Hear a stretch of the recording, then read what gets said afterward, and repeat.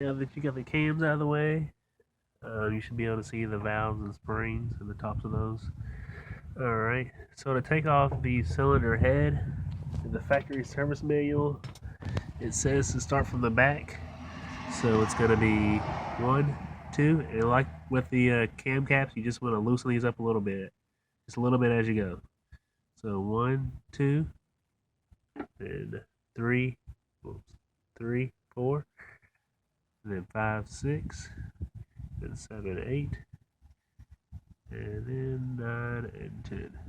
So you just want to follow that order. It's in the factory service manual. It explains it pretty well. One thing I forgot to mention, there are two little bolts, two 10 millimeter bolts. There's one right here where this water neck would be. There's that one. And then there's one in the very back, one 10 millimeter bolt back there. So, yep, that's all there is to it. And after that, you should be able to.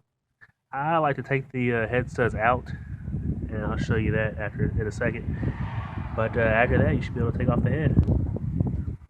I'm using a breaker bar with a little extension and a 13 millimeter. There's a bolt that fits a little snugger on the head stud or the head bolt, but I forgot what it was. You can look it up. It's anywhere. But I'm just using a 13 millimeter for now. It'll work just fine. But like I said, you just want to start by loosening it, breaking it. Just loosen it up a little bit. Just break it, and just gonna back it off little by little as you go. All right, I'll be back in a second. I'm gonna take this head off. All right, now we've got all the head stud bolts removed. All you have to do is find your little Allen head wrench. These head studs should only be on there hand tight, finger tight, really. But if you're using OEM head studs, I'd recommend you throw them away. Or if you had OEM head studs, I'd recommend you throw them away and get ARP head studs or get new OEM ones. Because I'm pretty sure the OEM ones are stretched to yield, meaning once you use them once, they stretch out so far you can't use them again. There's a way in the factory service manual you can tell and measure to see if they're within spec to use again, but it's easier to either get a new set or go ARP, especially if you plan on cranking up the boost.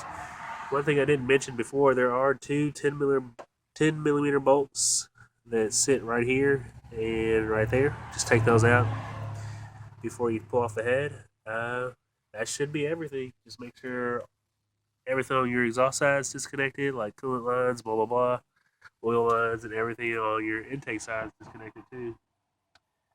Like any vacuum lines that may still be on there. But you should have them all off by now, especially if you took off the intake side.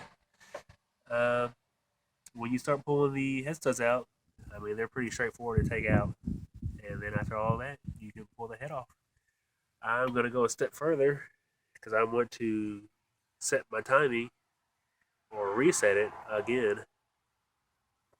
So I'm going to take off this crank pulley bolt and take off this crank pulley. I've read a few different ways to do it.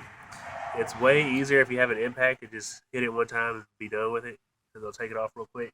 But there are other ways to do it. I've read on different forums that if you put the car in fifth gear, or I'm sorry, fourth or fifth gear, I forget which one, or if you have an automatic, I don't know why you would, but in the case that you do, you just put it in park, and then just get you a breaker bar and turn it, and that should get it off.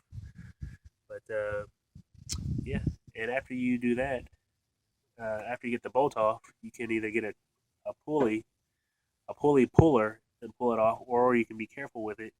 As you see, I wasn't too careful before. If you can see right there, I don't know if you can, there's a little crack. It shouldn't hurt it too much, but it's there. You'll crack the pulley, or at least the edges of it. But you can just walk it off with a screwdriver or a breaker bar, what have you. So I'm going to go ahead and do that. Try to pull off this front cover. If you're doing that, there are only a few 10 millimeter bolts that hold it on. If you look at your factory service manual, it'll tell you exactly where they're at. I don't know if you can see because there's a bit of a glare. But they're all on the front cover. They're not hidden or anything except for one underneath the water pump. There's two of them that's kind of hidden. One right there and one right there. If you take off the water pump, you'll be able to see those very clearly. But I'm not going to, as I don't think I have to take off the front cover. But I'm gonna do that. Good luck with your Sr20. I'll be trying to post more how-to videos or how I think to do it videos in the future. But if you see something that I did wrong or see something that could have worked better, feel free to comment. And good luck with your meal.